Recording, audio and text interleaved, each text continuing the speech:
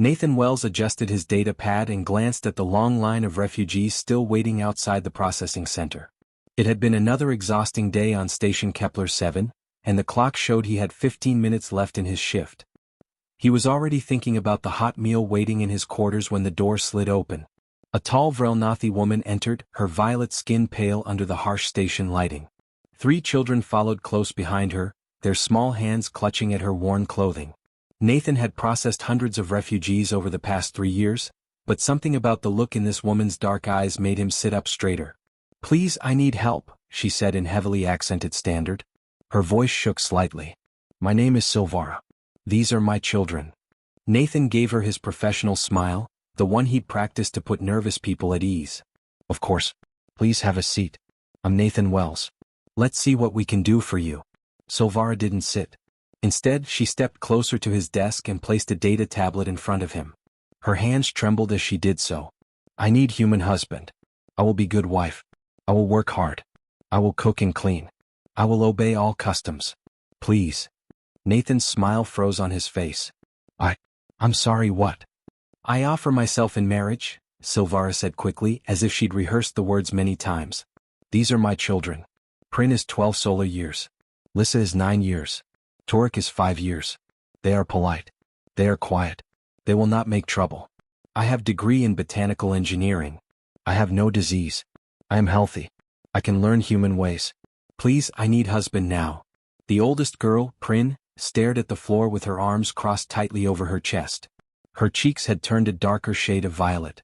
The middle child, Lissa, held her little brother's hand so hard that Nathan could see her knuckles going pale. The boy, Torek, just looked terrified. Nathan felt his stomach drop. This wasn't a confused request.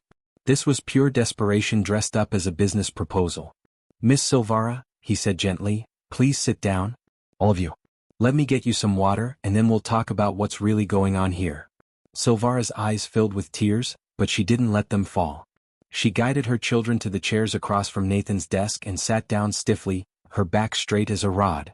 Prin slumped in her chair. Lissa kept hold of Torek's hand. The little boy's eyes were huge. Nathan fetched cups of water from the dispenser and handed them out. The children drank quickly like they'd been thirsty for a while. Silvara just held her cup and stared at it. "Now," Nathan said, sitting back down, "can you tell me what's happening? Why do you think you need to get married?" Silvara took a shaky breath. "My husband died 2 months ago. Industrial accident on Vrelnathi colony ship. He was good man. Good father." She gestured to her children. "They miss him very much." "I'm very sorry for your loss," Nathan said quietly. He meant it. "But I still don't understand why." "Vrelnathi law," Silvara interrupted. "Widow cannot keep children. Widow is incomplete person. Not legal parent alone. Children must go to male family member. My husband's brother has filed papers. In 3 days, custody transfers to him." Nathan felt ice slide down his spine. "Wait. Your government is taking your children away." "Is tradition," Silvara said, and her voice cracked on the word. "Very old law. Widow cannot raise children without husband. Children belong to father's family line. Brother-in-law is head of family now. He has legal right." "That's insane," Nathan said before he could stop himself. He saw Prin's head snap up, hope flickering in her eyes. "I mean, surely there must be exceptions? Appeals? What if the brother isn't a good person?" Silvara's hands tightened around her cup. "Does not matter. Law is law. But station has many human citizens now. I hear humans have different customs. I hear humans allow marriage quickly. I thought, if I have human husband, maybe human law applies instead. Maybe I can keep my children." Nathan leaned back in his chair, his mind racing. He'd dealt with complicated custody situations before, but nothing like this. The station operated under a patchwork of different legal systems, each applying to citizens of different species. If Silvara was right and if she married a human citizen, it might change which laws governed her case. But marriage wasn't something you did in 3 days just to solve a legal problem. At least, not the way humans thought about it. "Miss Silvara," he said carefully, "humans don't usually arrange marriages like this. We believe marriage should be between 2 people who know each other, who care about each other, who choose each other freely. Not because of a legal emergency." Silvara's face crumpled. "Please. I will do anything. My brother-in-law is not kind man. He drinks. He has bad temper. My husband protected me from him many times. I cannot let my children go to him. I cannot. She looked at her children and her voice dropped to a whisper. Prin is starting to look like young woman. I am afraid what he might do. The ice in Nathan's spine turned to fire. He glanced at Prin, who had turned away, her shoulders hunched. Lissa had started crying silently, tears running down her violet cheeks. Torek just stared at Nathan with those huge, terrified eyes. Okay, Nathan said firmly. Okay. Listen to me, Silvara. I'm not going to marry you. But I'm not going to let your children be taken by someone dangerous either. There has to be another way. What other way? Silvara asked. I have asked Vrelnathi authorities. I have begged. They say law is clear. I have no male family of my own. My parents are dead. I have no brothers. I have nothing. But you're on a human station now, Nathan said, his mind working faster. That has to mean something. Let me talk to some people. Let me look into this. I promise you, we'll find a solution that doesn't involve you marrying a stranger. You promise? Silvara's voice was barely audible. You will help. I promise, Nathan said. He looked at each of the children in turn. I promise I'll do everything I can. But I need you to trust me and give me some time to figure this out properly. Can you do that? Prin spoke for the first time, her voice bitter. Do we have a choice? Yes, Nathan said firmly. You always have a choice. And right now your choice is to let me help you the right way. Not the desperate way. Silvara closed her eyes for a long moment. When she opened them again, something in her expression had shifted. It wasn't hope exactly, but maybe it was the absence of complete despair. How much time do you need? She asked. Nathan checked his data pad. 3 days wasn't much, but it would have to be enough. Give me until tomorrow, he said. I'll have answers by tomorrow. Nathan spent the entire evening in his quarters staring at his data pad, scrolling through Vrelnathi legal codes until his eyes burned. The more he read, the angrier he became. The laws were cold and absolute. A widow was classified as an incomplete family unit, and therefore legally incapable of holding parental authority. It didn't matter if she was a good mother. It didn't matter if the children wanted to stay with her. The law was designed to move custody to the nearest male relative automatically. He slammed the pad down on his desk and rubbed his face. There had to be a way around this. There had to be. His communicator buzzed. It was his colleague, Dr. Monica Price, a psychologist who worked with refugee families. Nathan had sent her a message earlier asking for help. Nathan, I got your message, Monica said when he answered. Tell me more about this Vrelnathi family. Nathan explained everything quickly. Silvara's husband had died 2 months ago. The brother-in-law had filed custody papers immediately. Silvara had come to him in desperation, offering marriage as a solution. The children were terrified. And you're sure the brother-in-law is dangerous? Monica asked. Silvara seemed certain of it, Nathan said. But I need proof. I need documentation. Without that, I can't build any kind of case. I can help with that, Monica said. Bring them to my office tomorrow morning. I'll do psychological evaluations on the children. If there's trauma or fear related to this uncle, I'll document it. That's evidence a magistrate can't ignore. Nathan felt a small spark of hope. You do that? Of course, Monica said. No child should be handed over to an abuser. Send me their files. I'll make time first thing tomorrow. Nathan thanked her and ended the call. He looked at the clock. It was late, but he needed to see Silvara and her children again. He needed to understand exactly what they were facing. He found their temporary housing unit in the refugee section of the station. It was small, just 2 rooms with basic furniture. When Silvara opened the door, she looked surprised to see him. Mr. Wells? Is something wrong? No, nothing wrong, Nathan said. I wanted to talk to you and your children. May I come in? Silvara stepped aside and Nathan entered. The apartment was cramped but clean. The children sat together on a narrow couch. They looked up when Nathan walked in, their expressions wary. I've been reading about Vrelnathi law, Nathan said, sitting down in a chair across from them. And I've arranged for you to meet with Dr. Price tomorrow. She's a psychologist. She'll talk to the children and document everything they tell her about their uncle. That documentation will help us build a case. A case for what? Prin asked. Her voice was sharp, defensive. The law is clear. We belong to Uncle Drexen now. Nathan looked at the girl. She was trying to sound tough, but he could see the fear in her eyes. Not if I can prove that placing you with your uncle would cause you harm. Human law recognizes asylum for people fleeing persecution or danger. If we can show that you're in danger, We might be able to keep you under human jurisdiction instead of Vrelnathi law. Silvara's eyes widened. Asylum? That is possible? Maybe, Nathan said carefully. But I need to know the truth about your brother-in-law. Everything. Don't hold anything back. Silvara looked at her children. Prin stared at the floor. Lissa had started crying again, silent tears running down her face. Little Torek climbed into his mother's lap and buried his face in her shoulder. Tell him, Mama, Prin whispered. Tell him what Uncle Drexen is really like. Silvara took a shaky breath. My husband had 2 brothers. The eldest died young. Drexen is the middle brother. He always resented my husband. My husband was smarter, kinder. People liked him better. Drexen was jealous. Go on, Nathan said gently. Drexen drinks too much. When he drinks he becomes angry. Violent. He hit his own wife many times. She left him 3 years ago and took their children. But under Vrelnathi law she lost custody. He has those children now. Silvara's voice dropped.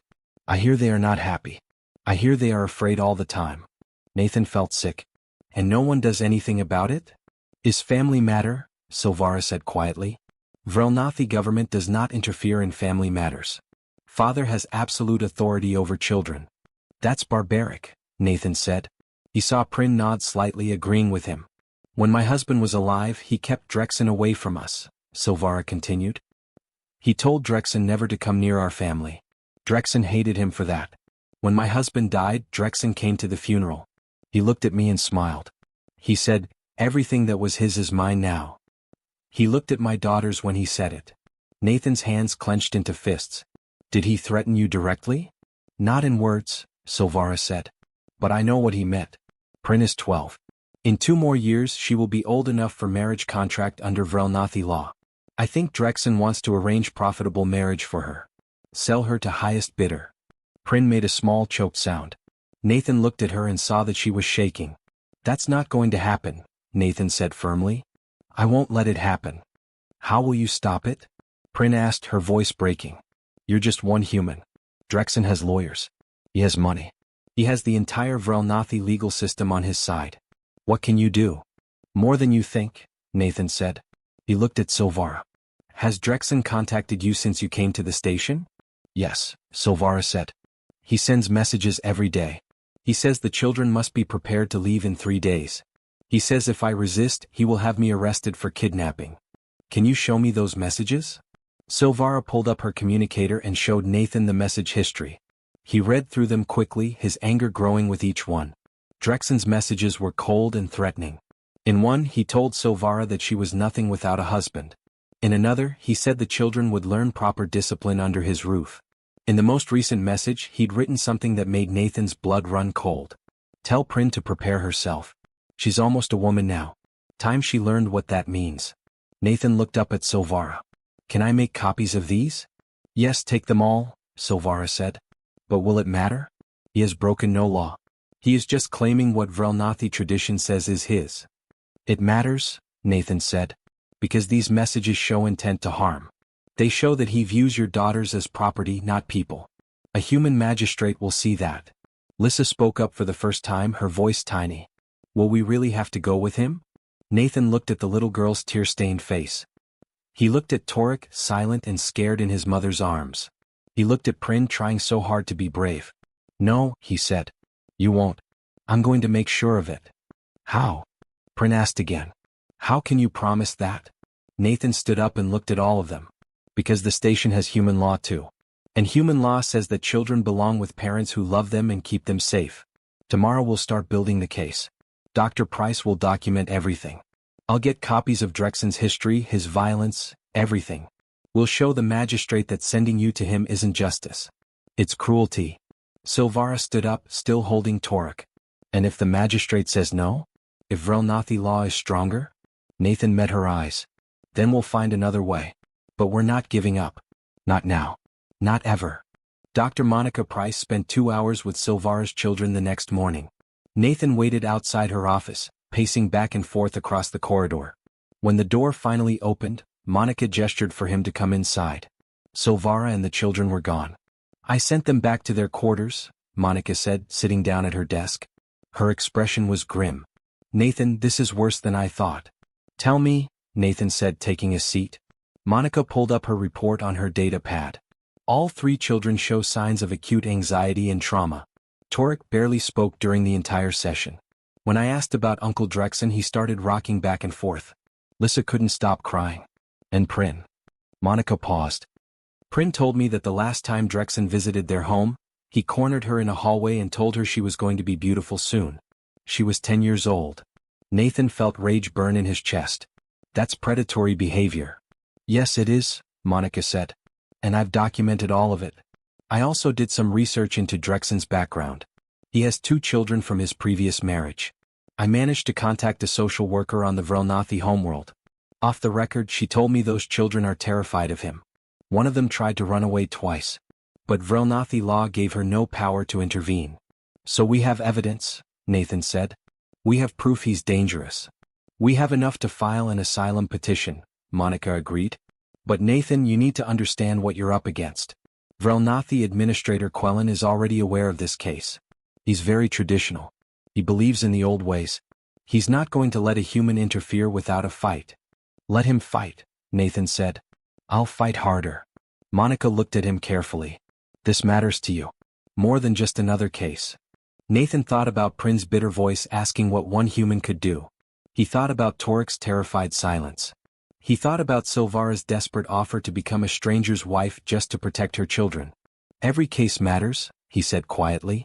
But yes, this one matters. Monica nodded.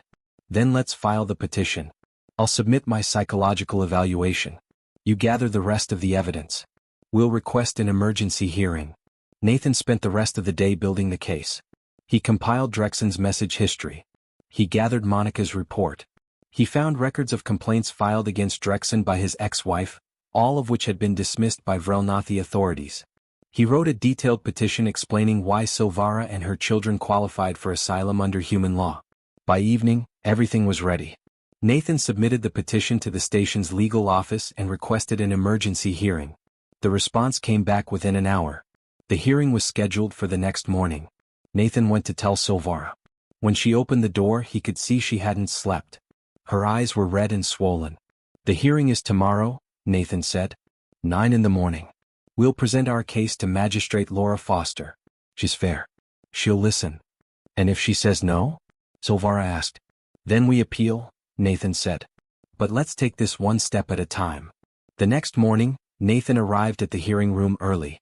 It was a simple space with chairs arranged in rows and a raised platform where the magistrate would sit.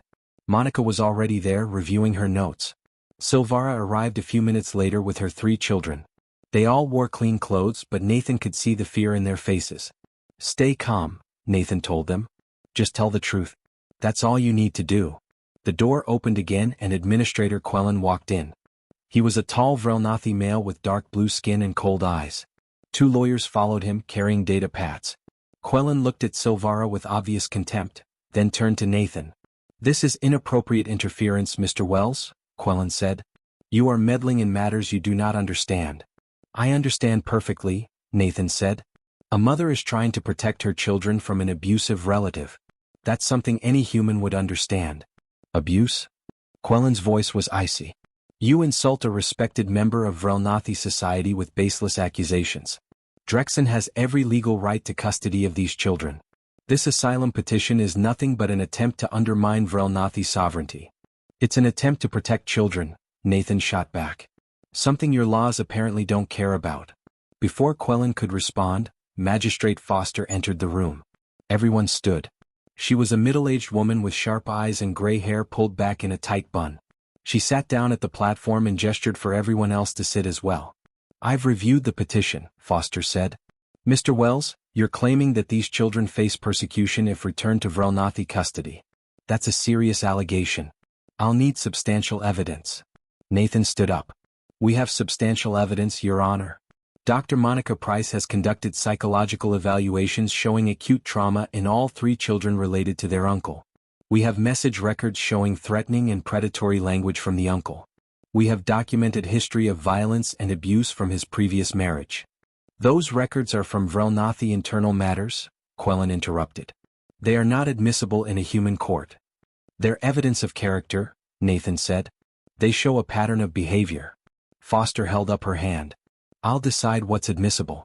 Administrator Quellon, you oppose this petition? Absolutely, Quellon said, standing. This is a clear violation of Vrelnathi family law. The children belong to their father's bloodline. Drexen is the head of that bloodline now. The widow has no legal standing. This is thousands of years of tradition. You cannot simply dismiss it because of human sentimentality. Sentimentality? Nathan's voice rose. We're talking about children who are terrified of this man. We're talking about a 12-year-old girl who's afraid he's going to sell her into marriage. That's not sentimentality. That's protection. It is projection, Quellon said coldly. You are projecting human values onto a Vrelnathi situation. Our culture is different. Our laws are different. The children will be disciplined and educated properly under Drexen's authority. That is how our society functions. Foster looked at Silvara. Do you have anything to say? Silvara stood up slowly. Her hands were shaking, but her voice was steady. I loved my husband. He was a good father. He protected our children from his brother because he knew what kind of man Drexen is. My husband's last words to me were, keep them safe. I'm trying to keep them safe. That is all. That is everything. Foster nodded. I want to hear from the children. Prin, would you come forward? Prin stood up. She walked to the front of the room, her shoulders back, her chin up. She looked directly at the magistrate. My father hated his brother, Prin said clearly. He told me once that Drexen was a cruel man who enjoyed power over weak people. He made me promise that if anything ever happened to him, I would protect my mother and my siblings. I'm trying to keep that promise. The child is being coached, Quellon said dismissively. I'm not a child, Prin snapped, turning to face him. I'm old enough to know when someone looks at me the wrong way. I'm old enough to know what Uncle Drexen wants. And I'm old enough to say no. The room went silent. Foster leaned forward. What do you mean by that? Prin's voice shook slightly, but she didn't back down. The last time Uncle Drexen came to our home, he told me I was going to be valuable soon. He said I had my mother's looks and that would bring a good price. I was 10 years old. Quellon's face darkened. She lies. She doesn't, Nathan said. And we have Dr. Price's evaluation to support her testimony. Foster looked at Monica. Dr. Price? Monica stood and presented her findings. She spoke clinically, professionally, detailing the psychological damage and fear in all three children.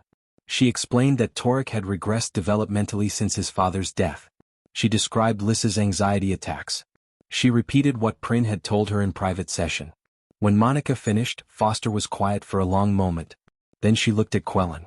Administrator, do you have any evidence that contradicts these claims? I have Vrelnathi law, Quellon said stiffly. That should be sufficient. It's not, Foster said. Not when we're talking about potential harm to children. I'm granting temporary asylum pending a full investigation. The children will remain with their mother under human jurisdiction until this matter is resolved. Quellon stood up abruptly. This is outrageous. You are violating treaty agreements. I will file a formal protest. File whatever you want, Foster said. But these children are staying here. Hearing adjourned. Nathan felt his knees go weak with relief. Silvara made a sound somewhere between a sob and a laugh. The children rushed to their mother and she wrapped her arms around all of them at once. Quellon stared at them with cold fury. This isn't over, he said to Nathan. Not even close. Then he turned and walked out of the room, his lawyers following behind him. The temporary asylum gave Silvara and her children 2 weeks of safety, but Nathan knew it wasn't enough. Administrator Quellon had filed formal protests with 3 different galactic councils. He was using every legal tool available to overturn the magistrate's decision. Nathan spent his days gathering more evidence, building a stronger case for permanent asylum. The full hearing was scheduled for exactly 2 weeks after the temporary order.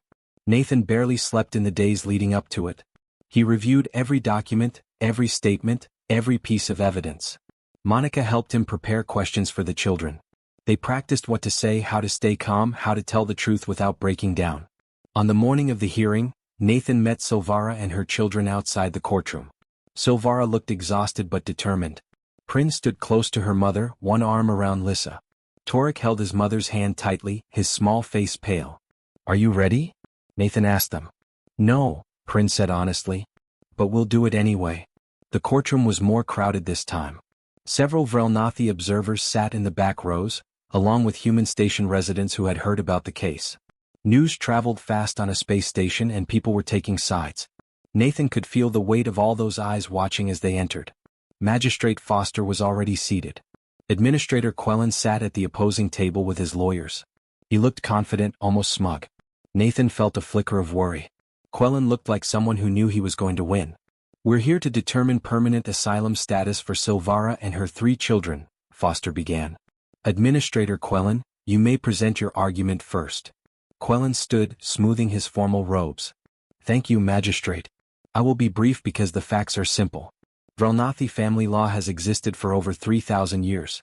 It is the foundation of our civilization. When a father dies, his children pass to the care of his male relatives. This is not cruelty. This is order. This is tradition." He gestured to Silvara. "This woman claims her brother-in-law is dangerous, but she offers no proof. She has messages that sound harsh to human ears, but they are standard Vrelnathi communication.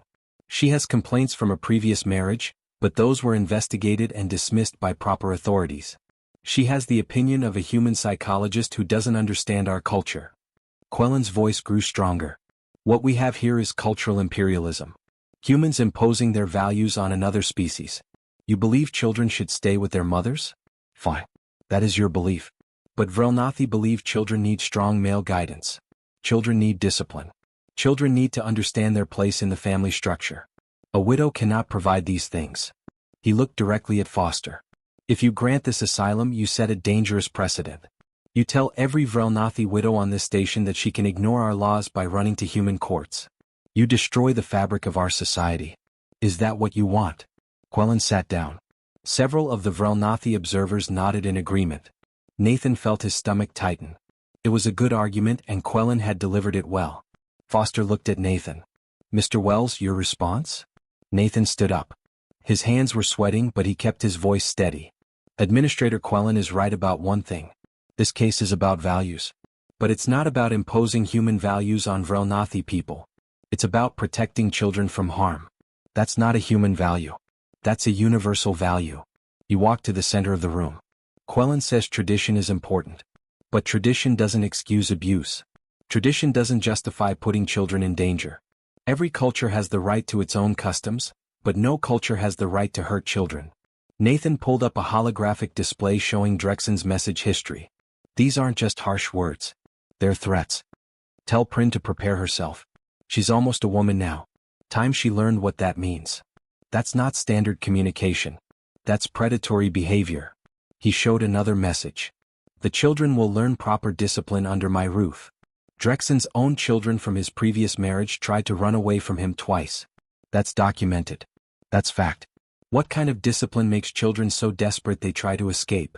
Nathan turned to face Quellon. "You say a widow can't provide what children need. But Silvara has raised 3 polite, intelligent, loving children. They're thriving under her care. The only thing threatening their well-being is being torn away from her and given to a man who sees them as property." He looked at Foster. "This isn't about destroying Vrelnathi culture. It's about saving 3 children from a dangerous situation. That's what asylum is for. That's what it's always been for." Foster nodded slowly. "I'd like to hear from the children again. Prin, you spoke briefly at the last hearing. Do you have anything to add?" Prin stood up and walked to the front. She looked scared but she didn't hesitate. "I want to say something about tradition. My father taught me that tradition should make people stronger, not weaker. It should protect families, not destroy them. Uncle Drexen uses tradition as an excuse to control people. That's not honor. That's just cruelty with a fancy name." "The child is disrespectful," Quellon said sharply. "This is exactly why she needs proper male authority." "I'm not disrespectful," Prin said, turning to face him. "I'm honest. There's a difference." Foster held up her hand. "Let her speak." Prin took a deep breath. "My father loved us. He protected us. He wanted us to be safe and happy. My mother loves us the same way. She works hard. She takes care of us. She makes sure we study and eat properly and have everything we need. Why isn't that enough? Why does Uncle Drexen get to take us away just because he's male? That's not fair. That's not right." "Fairness is a human concept," Quellon said coldly. "It has no place in this discussion." "Then maybe it should," Nathan said quietly. Foster looked at the other 2 children. "Lissa? Torek? Do either of you want to say anything?" Lissa stood up, wiping tears from her face. I miss my father every day. But my mother helps me feel better. She tells me stories about him. She says he's watching over us. When I have bad dreams, she sits with me until I fall asleep again. Uncle Drexen doesn't care about things like that. He just wants us to obey. Foster nodded gently. Thank you, Lissa. Torek? The little boy had been silent throughout the entire hearing, pressed against his mother's side. Now he looked up at the magistrate with huge, frightened eyes. He opened his mouth, but no words came out. It's all right, Foster said kindly. You don't have to speak if you don't want to. But Torek stood up suddenly. He walked away from his mother, his small legs shaky. He walked right up to Nathan and grabbed his hand. Then he turned to face the magistrate. Please don't let the bad uncle take us, Torek whispered. His voice was so quiet that Foster had to lean forward to hear him. Please. He's mean. He scares me. I want to stay with Mama. The courtroom went completely silent. Torek started crying, his small body shaking with sobs. Nathan knelt down and put his arms around the boy, feeling him tremble. I want to stay with Mama, Torek said again, louder this time. Please. Please don't make us go. Silvara made a choked sound and covered her mouth with her hands. Tears streamed down her face. Prin and Lissa were crying too. Even some of the human observers in the back had tears in their eyes. Quellon stood up abruptly. This is manipulation. The child has been coached to perform for sympathy. That's enough, Foster said sharply. Sit down, administrator. Quellon sat, but his expression was furious. Foster looked at Torek for a long moment. The little boy had buried his face in Nathan's shoulder, still crying softly. Nathan could feel the child's fear like a physical thing. I've heard enough, Foster said finally.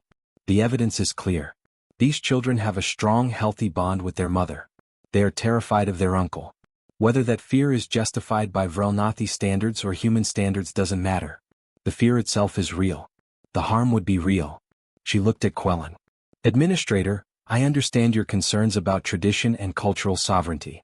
But I cannot, in good conscience, send 3 frightened children to live with someone they're afraid of. The temporary asylum is now permanent. Silvara and her children will remain under human jurisdiction. This family stays together. Silvara collapsed in her chair, sobbing with relief. Prin rushed to her mother and threw her arms around her. Lissa joined them and they held each other tightly. Nathan stood up, still holding Torek, and brought the boy back to his family. Quellon stood slowly. His face was like stone. You have made a grave mistake, magistrate. The Vrelnathi Council will not forget this. The council can file whatever complaints they want, Foster said. My decision stands. Quellon stared at Nathan with cold hatred. This isn't over, he said quietly. You think you've won, but you've only delayed the inevitable. We will find a way to bring those children back where they belong. Then he turned and walked out, his lawyers trailing behind him. Nathan didn't care about the threats. He looked at Silvara holding her children, all of them crying and laughing at the same time. He saw the relief and joy and gratitude in their faces. They were safe now. That was all that mattered. The day after the hearing, Nathan met Silvara at the station's employment office. She needed a work permit to stay on the station legally, and the process was complicated. Forms needed to be filled out. Documents needed to be verified. References needed to be provided. Nathan sat beside her and helped her through every step. I don't understand this question, Silvara said, pointing at her data pad. What does primary skill classification mean? It's asking what kind of work you're trained to do, Nathan explained. You said you have a degree in botanical engineering, right? Yes, but I have not worked in 4 years, Silvara said quietly. I stayed home with the children after Torek was born. Will they still accept me?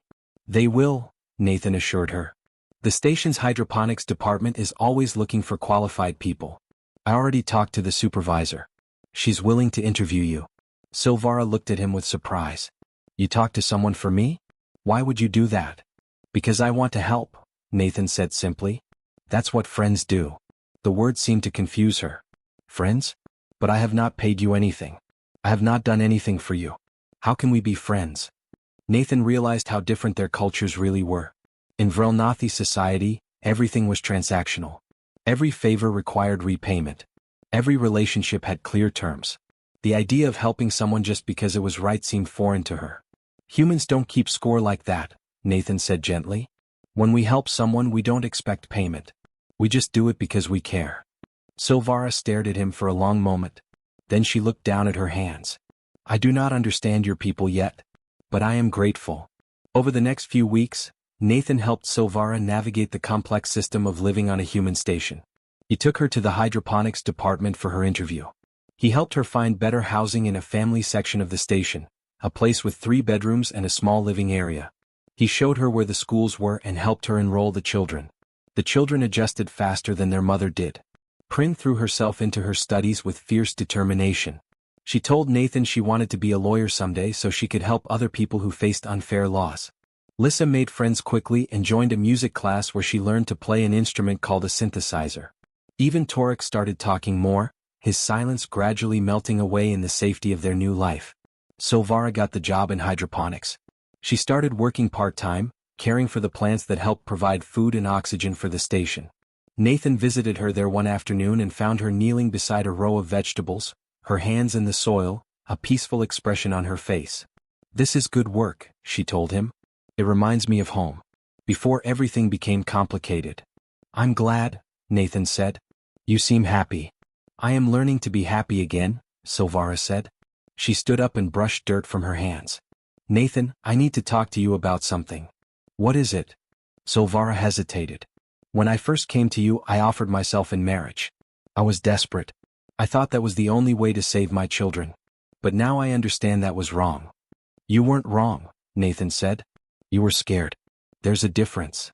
"Still, I made you uncomfortable," Silvara said. "I treated marriage like a business deal. I did not understand that humans view it differently. I've been learning about your culture. I read that humans marry for love, not for survival or legal protection." Nathan nodded. "That's usually true, yes." "Then I want to withdraw my proposal," Silvara said formally. "I do not want you to feel obligated to me. You have helped me so much already.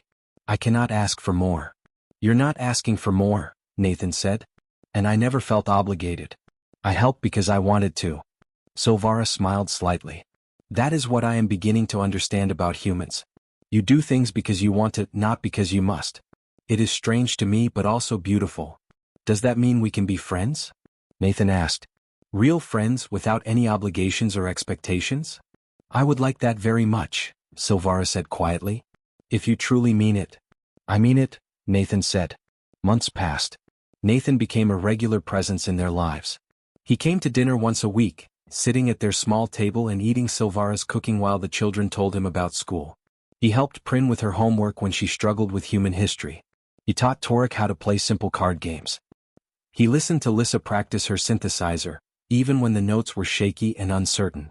One evening, about 5 months after the hearing, Nathan arrived to find the apartment decorated with colorful paper chains. The children were excited, running around and laughing. "What's going on?" Nathan asked. "It's Torek's birthday," Prin explained. "He's 6 years old today. In Vrelnathi culture, 6 is an important age. It means you're not a baby anymore." Silvara emerged from the kitchen carrying a cake. It was lopsided and the frosting was uneven, but she looked proud of it. "I made it myself," she said. "The human recipe was difficult, but I think it turned out okay." They sang a birthday song, a human tradition that Lissa had learned at school. Torek blew out the candles with a huge smile on his face. They ate cake and talked and laughed, and Nathan felt a warmth in his chest that he hadn't felt in a long time. This was what family felt like. Not blood or legal contracts or ancient traditions. Just people who cared about each other, choosing to be together. After the children went to bed, Silvara and Nathan sat in the living area, drinking tea. The apartment was quiet except for the soft hum of the station's life support systems. "Nathan, I want to thank you," Silvara said. "Not just for helping us but for teaching me something important." "What's that?" "You taught me that kindness doesn't need a reason," Silvara said. "In my culture, everything has a purpose, a transaction, a debt to be repaid. But you helped us without asking for anything. You gave us time and energy and patience. You became part of our lives not because you had to, but because you chose to." She looked at him with tears in her eyes. "My husband used to say that the measure of a person is what they do when no one is watching, when there's no reward waiting. He would have liked you very much." Nathan felt his throat tighten.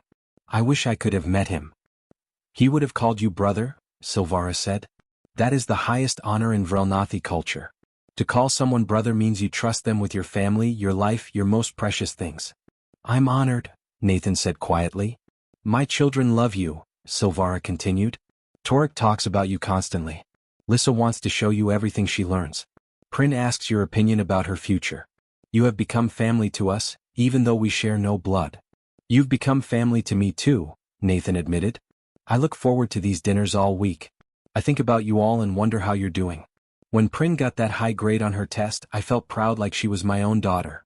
Silvara smiled. Then we are family. Not because of marriage or law or tradition, but because we choose to be. Yes, Nathan said. That's exactly what we are. 6 months after the asylum was granted, Nathan received official notification that Silvara's status was now permanent and irrevocable. The Vrelnathi Council had stopped filing protests. Administrator Quellon had been reassigned to another station. The case was closed. Nathan brought the news to Silvara immediately. When he told her, she started crying, then laughing, then crying again. The children danced around the apartment, celebrating. Prin hugged Nathan so hard he couldn't breathe. Lissa played a triumphant song on her synthesizer. Torek just held Nathan's hand and smiled. That night, after the celebration quieted down, Nathan stood at the window of their apartment, looking out at the stars. Silvara came to stand beside him. "What are you thinking about?" she asked. "I'm thinking about how strange life is," Nathan said. 6 months ago you walked into my office and asked me to marry you. I thought that was the weirdest thing that would ever happen to me. And now? Silvara asked. Now I have a family I never expected, Nathan said. 3 children who aren't mine by blood but feel like mine anyway. A friend who started as a desperate stranger and became someone I can't imagine my life without. Silvara looked out at the stars too. My husband used to say that family isn't where you come from. It's where you choose to stay. He was a wise man, Nathan said. Yes, Silvara agreed softly. He was. They stood there together in comfortable silence, watching the stars drift by outside the window. Behind them, the children slept safely in their beds. Tomorrow, Silvara would go to work in the hydroponics bay. The children would go to school. Nathan would return to the refugee center to help other families in need. But tonight they were simply together. A family built not on law or tradition or desperate necessity, but on something simpler and stronger. They were together because they chose to be. And that choice, Nathan thought, made all the difference.